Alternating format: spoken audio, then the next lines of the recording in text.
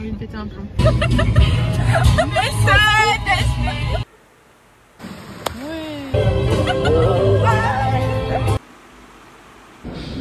Tu fais quoi, Chloé? Elle drague tous les abonnés là, hein.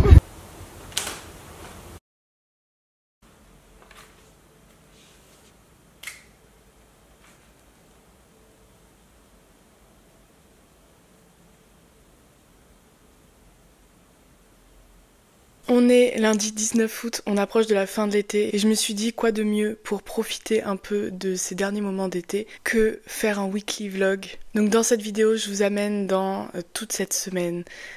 On va faire plein de choses, mais avant de commencer, je vais vous parler un peu de ce que j'ai lu récemment et de ce que je vais lire. Cette semaine, ça je vous en ai parlé dans ma vidéo 3 livres de Rachilde que je vais filmer juste après cette intro. Je vous en ai parlé, j'ai lu 2 livres de Rachilde qui sont La fille inconnue dont j'ai parlé dans mon vlog et Pourquoi je ne suis pas féministe. Ça, je vous en ai parlé dans la vidéo, donc on va pas en parler aujourd'hui.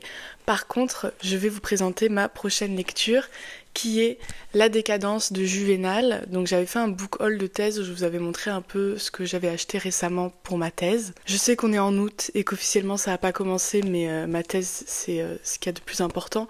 Donc je pense thèse, je mange thèse et je bois thèse.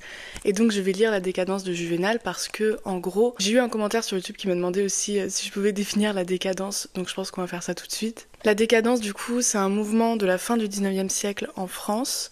C'est les années à peu près 1880-1900. Et donc c'est un mouvement qui est très proche du symbolisme. C'est un peu exactement la même chose, sauf que le symbolisme, c'est un peu plus de la poésie et la décadence, c'est un peu plus du roman et des nouvelles. Et donc c'est un mouvement qui reprend les codes du romantisme noir, du roman gothique anglophone, qui a un certain goût pour le mystère, le surnaturel, et qui se caractérise aussi par une langue pleine de florilèges, qui aime les néologismes, qui aime les mots latins, etc. Donc c'est un peu tout ça, évidemment c'est plus complexe à définir, mais on va pas y passer 4 heures. Si jamais le mouvement décadent, le mouvement symboliste vous intéresse, vous pouvez lire Le mouvement décadent en France de Louis Marquez Pouet.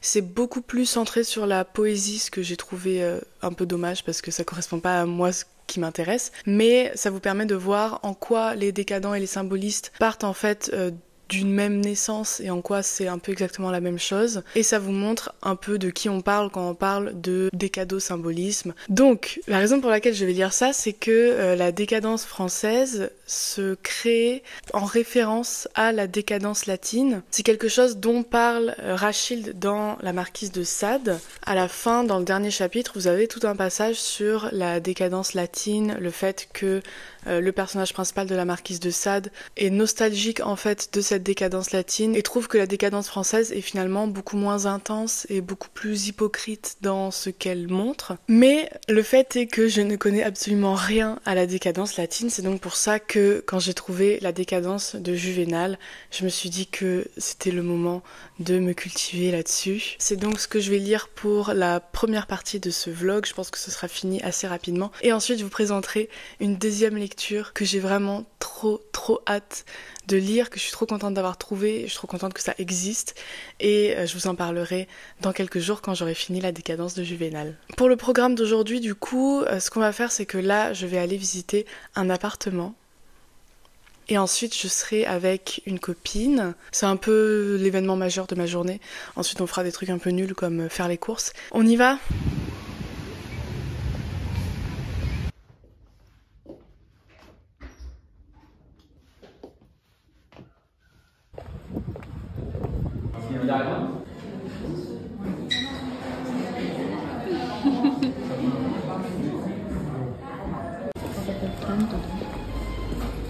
Je sais pas ce que je veux en fait. Les 2 sujets de conversation les plus importants ce jour-là étaient numéro 1, elle a des pigeons qui ont fait leur nid sur son balcon. J'ai envie de péter un plomb. Et numéro 2, elle avait des piqûres d'insectes de la taille, mais vraiment d'une tasse à café. Tu fais quoi, Chloé? Et d'habitude, ok.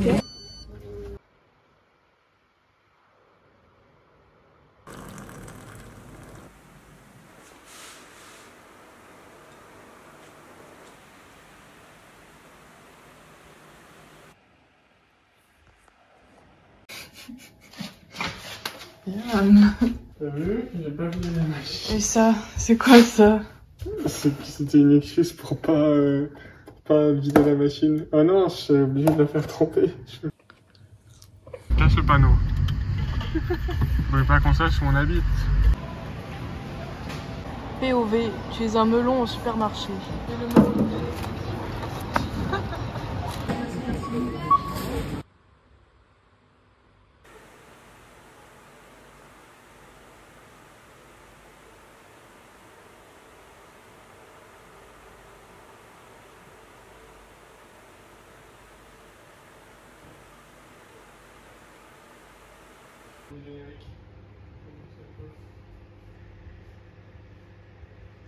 Récemment, j'ai repris l'habitude le matin de sortir mon carnet de rêves sous mon oreiller et d'écrire ce dont je me rappelle des rêves que j'ai faits.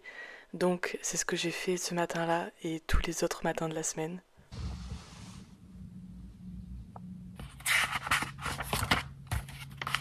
Le 5 mars 2018, j'avais noté « Rêver, passage à Greg oral ».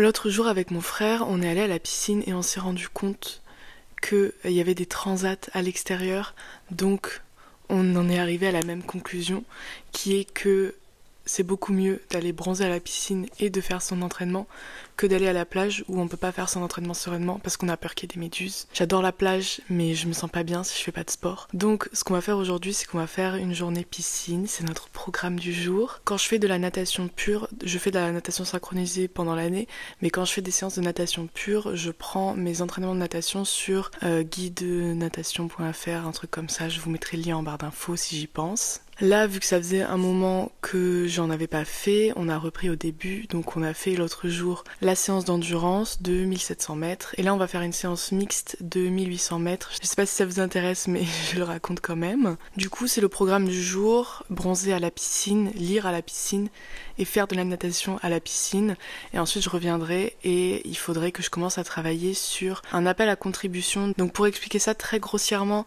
quand vous faites une thèse, vous pouvez, en tout cas en littérature, aller sur le site Fabula.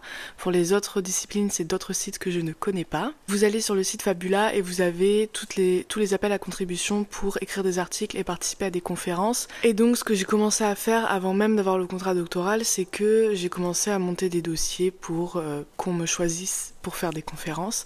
Donc je crois que j'en avais déjà parlé dans mon journal de thèse numéro 1. J'ai déjà une conférence qui a été acceptée pour décembre, donc je ferai une conférence en décembre. Ce sera à Paris, donc on fera peut-être un meet-up. Pas du tout. Bref, j'ai une conférence en décembre et donc là j'ai envoyé un dossier de conférence dimanche ou samedi dernier, je sais plus, et j'aurai les résultats donc en septembre je crois. Et là j'aimerais faire un deuxième dossier qui doit être rendu avant le 30 août. Donc il faudrait que je commence à travailler dessus cet après-midi pour pouvoir le finir dans la semaine. Généralement je les finis assez vite quand même. À propos de mes lectures, j'ai commencé hier La décadence de Juvénal, qui n'est pas du tout ce à quoi je m'attendais, parce qu'en fait c'est un recueil de satire sur la société romaine qui, selon Juvénal, est une société décadente. Donc bon, après, moi, ma culture latine, vraiment, c'est pas ça, parce que traumatisée par les cours de version latine. Mais du coup, c'est plutôt des satires, ce qui reste intéressant, parce que ça permet quand même de comprendre, enfin, de voir le parallèle entre les critiques qui étaient faites de cette époque-là et les critiques qui en étaient faites au 19e siècle, parce qu'en fait, ça se rejoint sur vraiment beaucoup de points. De toute façon, généralement, la société ne change pas tant que ça, en réalité. Il faudrait aussi que je me trouve un livre de non-fiction sur la décadence romaine, mais j'ai pas encore cherché. Ça devrait se trouver très facilement, de toute façon.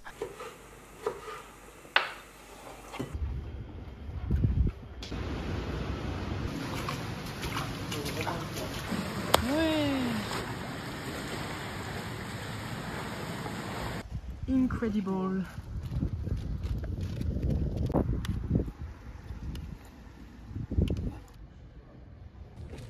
On est rentré, j'ai fait ma vie et maintenant je vais m'occuper un petit peu de la conférence, mais pas trop longtemps parce que je suis explosée. Donc je vais vous montrer un peu ce que je fais quand je prépare des dossiers pour des conférences. C'est pas un truc de fou, mais première étape, on va aller se faire une boisson.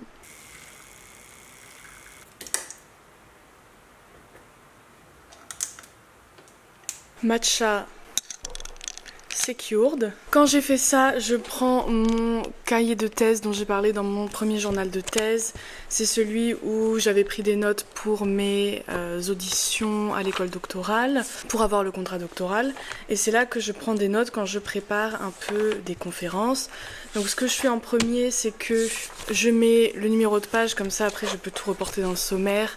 Je mets la date, le titre de la conférence, les informations de base qui apparaissent sur la page Fabula et qui sont intéressantes pour moi par rapport à ce que je vais en faire. Et ensuite je fais un petit brainstorm de mes idées avec des tirés, des textes qu'il faut que je lise ou sur lesquels je veux me pencher pour mettre en place mon projet. Et quand vous faites ça, vous faites pas une conférence entière évidemment, vous faites un projet de conférence, donc c'est généralement entre 200 et 500 mots, juste pour dire un peu de quoi vous allez parler, et ensuite ils acceptent ou pas que vous veniez parler dans leur conférence ou que vous publiez un article dans leur revue. Donc je vais faire ça, et quand j'en aurai marre, je partirai jouer à Animal Crossing, sûrement.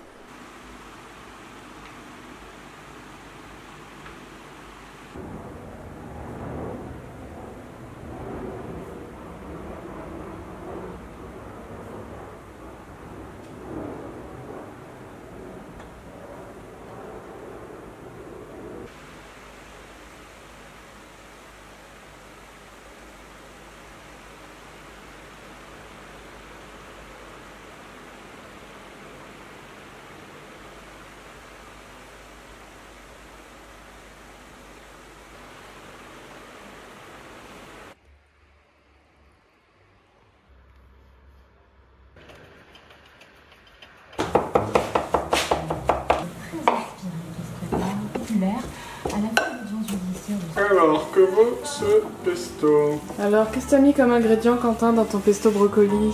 Du brocoli et du pesto. Y'a quoi dans le pesto, Quentin? Alors, le pesto, ça varie selon les recettes. La base, c'est ail, huile, parmesan. Après, tu vas mettre du basilic. C'est pas obligé, contrairement à ce qu'on croirait. Et si t'as des pignons de pain, alors graines de tournesol parce que t'es pauvre. Nous, on n'a pas mis parce qu'on a des noix, mais je suis pas fan des noix. Les noix, ça va bien si tu fais avec de l'huile de noix. Mais arrête de tout manger! Le goût. C'est vraiment notre recette, les gnocchis au pesto. C'est vrai qu'on avait fait nous-mêmes, les gnocchis. Ouais, c'était hyper bon. C'est pour ça que moi, je regarde avec le lumière.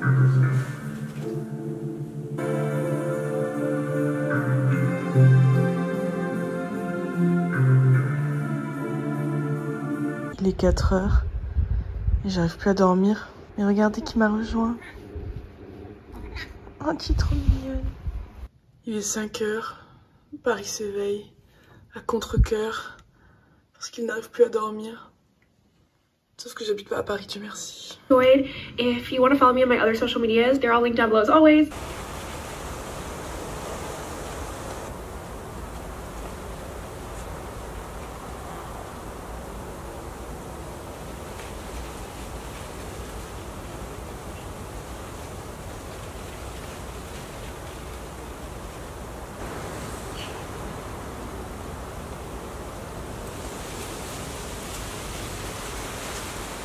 Aujourd'hui, pour des raisons évidentes, ça va être une journée repos et sûrement dodo à un moment donné. Donc là, il est 7h pile. Je vais profiter un peu de l'absence de moustiques, même s'il y en a un qui vient de me monter sur la jambe, pour lire dehors parce qu'il fait bon. Donc je vais lire une satire, je pense. Et ensuite, bon, je vais pas vous mentir, je pense qu'on va jouer à Animal Crossing. Donc à tout de suite.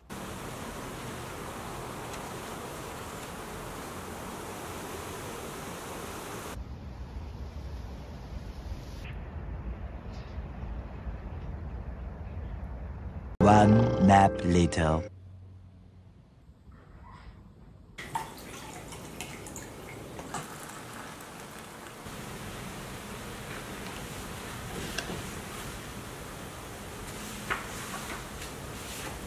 Génial, bah merci beaucoup. Ouais, c'est une super nouvelle. Bon, alors j'ai un peu pleuré pour vous en disant écoutez, c'est une petite jeune femme, elle a trouvé ça charmant. Je viens de recevoir l'appel que j'ai attendu toute la semaine, donc c'est officiel, je peux vous l'annoncer maintenant. je vais déménager. Je vais habiter beaucoup plus près de là où je travaille, donc de la fac. Ça veut dire que je vais pouvoir y aller à pied.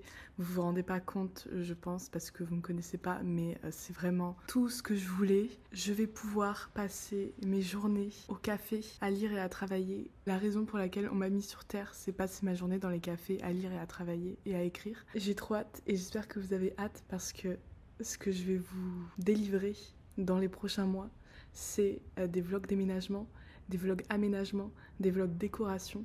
Donc ça va être trop bien. Je continue de lire La Décadence de Juvénal et je vous en parle juste après.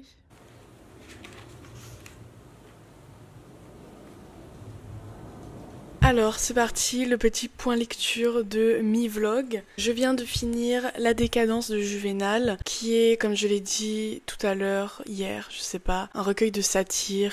Je suis pas fan des satires, j'aime pas Boileau, pas mon truc, j'ai pas beaucoup aimé, dans tous les cas je vous le recommande pas, je l'ai vraiment juste lu pour ma thèse. Et en tant que lecture de thèse, ça a fait l'effet escompté, c'est-à-dire qu'on voit les ressemblances entre ce qui était critiqué à l'époque et ce qui était critiqué à l'époque de la décadence française, donc à la fin du 19e siècle. Ça c'était intéressant, on voit qu'on retombe en fait toujours sur les mêmes choses, critique de la perversion, de l'adultère, de l'homosexualité, tout ça. Donc c'est utile pour ma thèse, donc en soi c'est bien. Par contre je vous le recommande pas, sauf si vraiment vous êtes un grand fan du genre littéraire, des satires, ou que vous aimez les écrits satiriques en général. Même si vous aimez les satires, là il faut vous dire que vous aimerez si vous aimez bien débattre avec votre oncle misogyne au repas de Noël. Je pense que c'est le cas de pas beaucoup de gens.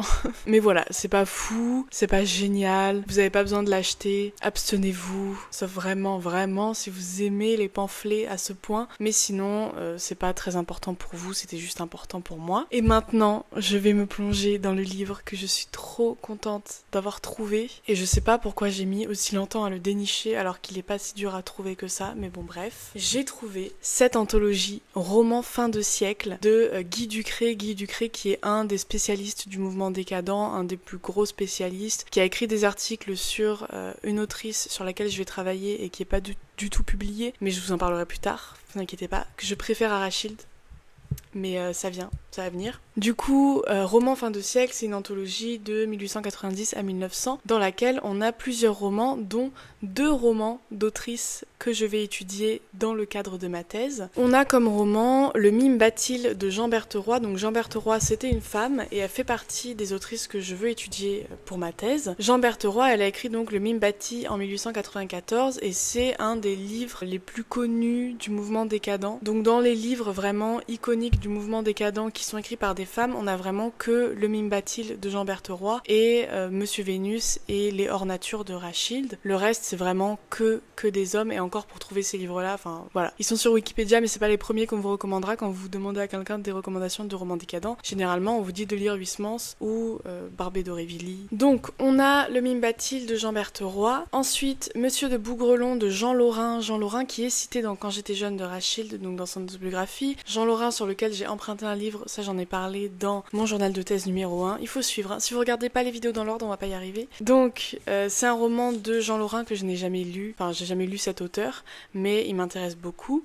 Donc, voilà. Ensuite, on a Albert, qui est un roman de Louis Dumur. Je connais pas, mais de toute façon, je vais tous les lire parce que c'est tous des romans décadents et qu'il faut que je devienne très connaisseuse de tout le roman décadent, pas seulement le roman décadent féminin, évidemment. Ensuite, Le Chercheur de Tard de Catulle Mendes. Catulle Mendes, j'ai déjà entendu de nom, mais encore une fois, je l'ai jamais lu. On a Escalvigor de Georges Écoud, que je ne connais toujours pas. Ensuite, on a, très important, Les Hors Nature de Rachilde. Les Hors Nature, c'est aussi un des romans majeurs de Rachilde dans la décadence, mais il n'est pas publié en papier encore, enfin à part dans cette édition du coup, il n'est pas publié en papier, il n'est pas publié dans la collection L'Imaginaire de Gallimard qui est en train de publier petit à petit les livres de Rachilde, mais il fallait vraiment que je le lise parce que le thème des hors nature c'est quelque chose de très très décadent, le fait de ne pas être un être naturel, c'est quelque chose qu'on retrouve vraiment dans beaucoup de romans décadents et donc il fallait absolument que je le lise et donc quand j'ai vu que c'était dans cette anthologie, je me suis dit que j'étais trop forte.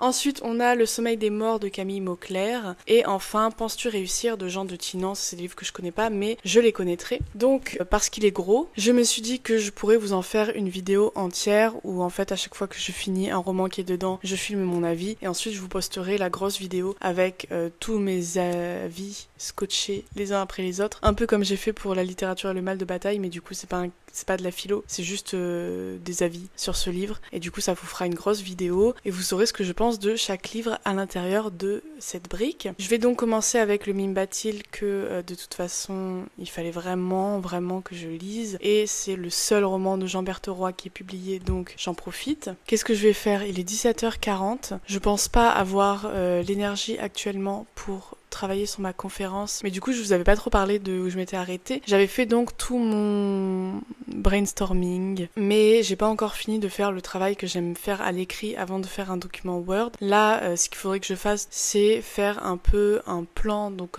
une espèce de plan détaillé de tous les sujets dont j'ai envie de parler et de voir dans quel ordre je les mets, c'est quoi un peu ma problématique, de quoi est-ce que j'ai envie de parler particulièrement, comment est-ce que j'unifie ça avec les pistes qui sont données dans l'appel à communication. Et ensuite, quand j'aurai fait tout ça, je passerai sur Word et je taperai mon petit projet et ensuite je l'envoie tout simplement et ensuite j'attends qu'on me réponde. C'est tout pour aujourd'hui. Je vais aller faire quelque chose de ma vie, je ne sais pas encore quoi.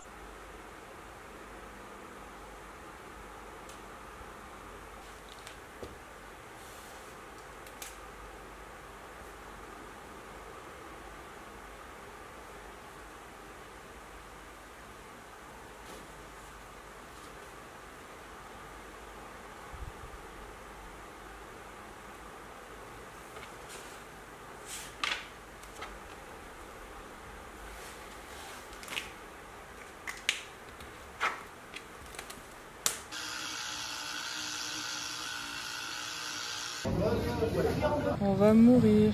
Quand on t'a mis de partout.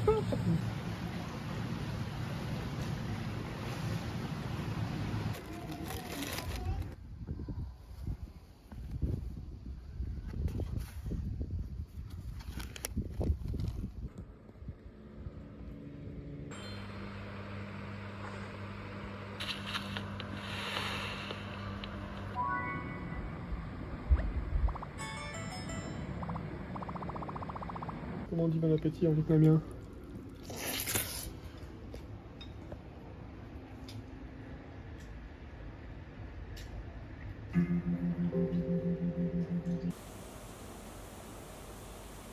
Aujourd'hui on est vendredi et c'est une journée très chargée parce que cet après-midi on va acheter un cadeau d'anniversaire avec mes copines pour l'anniversaire qu'on a ce soir, donc je vous parlerai pas trop. Là ce matin je vais continuer de lire l'introduction générale de Roman fin de siècle, donc l'introduction de Guy Ducré. Mon moment où tout a fait sens, il y a une expression en anglais que j'ai plus, c'est quand Guy Ducré a dédicacé cette anthologie à Jean de Palacio. Donc Guy Ducré et Jean de Palacio c'est genre les deux spécialistes du mouvement décadent. Donc c'était fun. Ensuite j'ai commencé hier à lire l'introduction qui est passionnante et que je vais devoir, je le sais déjà, lire et relire pour ma thèse. Et il y a déjà des éléments qui vont hyper bien avec mon sujet, enfin qui me permettent de poser des bases pour ensuite développer sur l'utilité de mon sujet. Donc c'est trop bien. Ce que je fais quand je lis un livre où je sais que je vais avoir beaucoup de choses à écrire, et là notamment dans cette édition où il n'y a vraiment pas de place pour écrire, c'est que je prévois à l'avance et je colle des petits blocs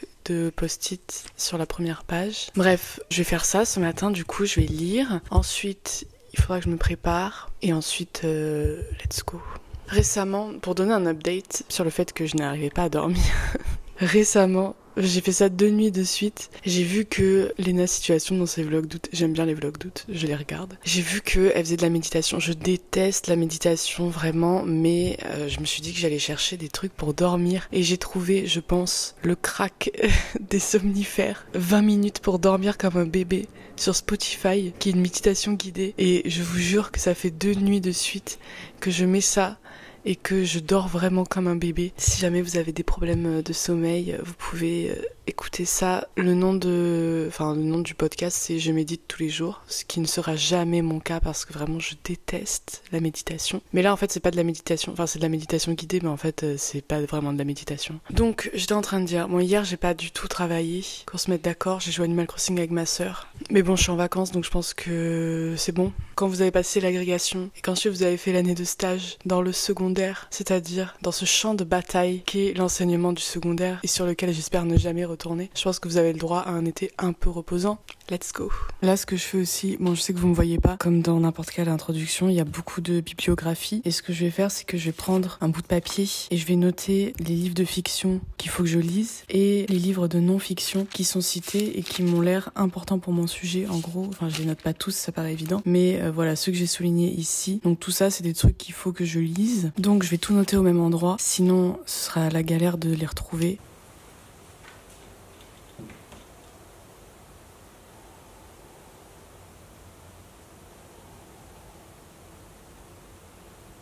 En fait, je suis pas fatiguée, je suis juste décadente.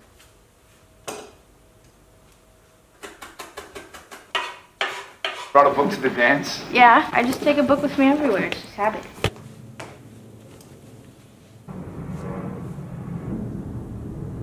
J'ai pris beaucoup d'affaires. T'as cru qu'on dormait là-bas en fait? Ben, je me suis dit au cas où si on change d'avis. Comment ruiner un outfit en 3 étapes? Étape 1, acheter un sandwich. Trop mignonne. Étape 2, tout renverser sur son pantalon blanc. Étape 3, le nettoyer au savon dans les toilettes du centre commercial. Je mets le cadeau de Manon dans le vlog. Merci. Attends, j'enlève mes cheveux derrière les oreilles. Elle drague tous les abonnés là. Hein.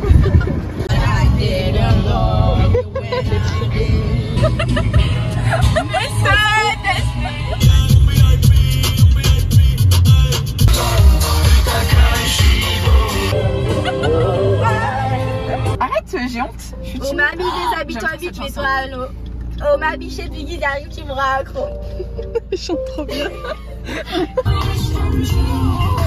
On part sur un attirail hyper adapté. Ok, on va jouer à un jeu. Je vous montre 2 personnes différentes qui jouent avec un chien. Vous me dites laquelle déteste les chiens. C'est très difficile, attention.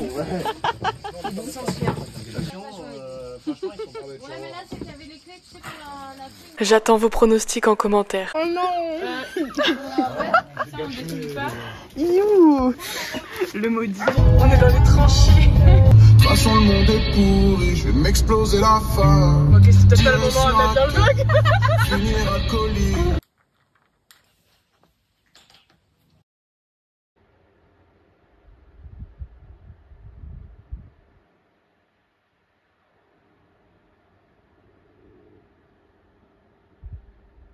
Bah non, je vais pas vous laisser partir sans vous avoir donné ce que vous attendez tous, c'est-à-dire mon avis sur la saison 3 de Twin Peaks. Donc, pour reprendre un peu la généalogie de Twin Peaks, vous avez 2 saisons qui sont sorties dans les années 90, ensuite vous avez 2 films qui sont en réalité un film divisé en 2, et ensuite vous avez une dernière saison qui est sortie en 2017, qui est la dernière des dernières saisons.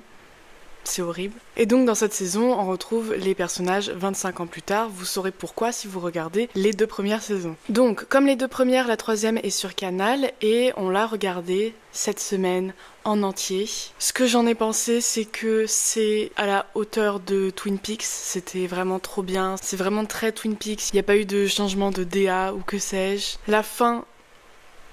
Évidemment, j'ai un peu râlé au début, même si ça pouvait pas vraiment se terminer autrement et on pouvait pas en attendre quelque chose de un peu trop normal, on va dire, sans vous divulguer toute l'histoire. Je suis pas contente parce que j'ai pas revu mon personnage préféré. Alors oui, la saison 3, c'est beaucoup de fan service, donc ça veut dire que vous revoyez beaucoup de personnages, pas forcément parce que ça aide à l'intrigue, mais juste pour le plaisir aussi de nous remontrer les personnages des premières saisons. Après, je me plains pas. Moi j'ai beaucoup aimé le fanservice, donc vraiment pas de plainte de ma part. Il y a évidemment plein d'éléments qui n'ont pas de résolution, mais en même temps c'est un peu aussi l'esprit de Twin Peaks, de garder une forme de mystère autour de tout cet univers et de tout ce qui se passe. Après je trouve que c'est quand même une très bonne fin, et ça aurait pu être gâché par une nouvelle saison, mais ça l'a pas été. Je vous recommande vraiment de regarder Twin Peaks si vous l'avez jamais fait. Je dis pas que ça va changer votre vie, mais ça va un peu changer en tout cas vos standards vis-à-vis des séries que vous regardez. C'est vraiment super. Si vous aimez Lynch, vous allez adorer. Si vous connaissez pas Lynch, je pense que c'est un très bon moyen d'entrer dans son univers, parce que c'est une série et ça commence pas tout de suite hard niveau métaphysique, c'est assez graduel en fait je trouve, et donc ça vous permet de découvrir un peu petit à petit à quoi ressemble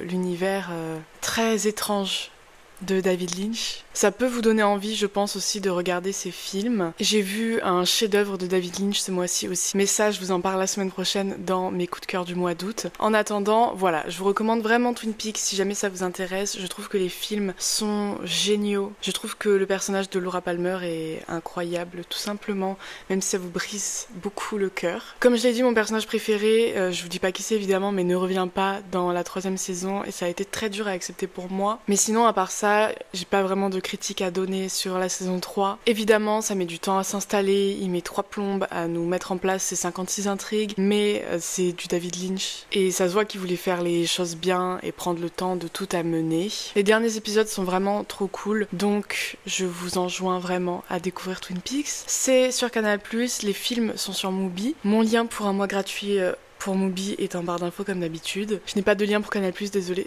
Mais voilà. J'ai beaucoup aimé la saison 3, je voulais quand même vous le dire avant de clore ce vlog. J'espère que vous avez aimé ce vlog d'ailleurs, que vous avez aimé cette vidéo. J'ai essayé de faire un vlog long.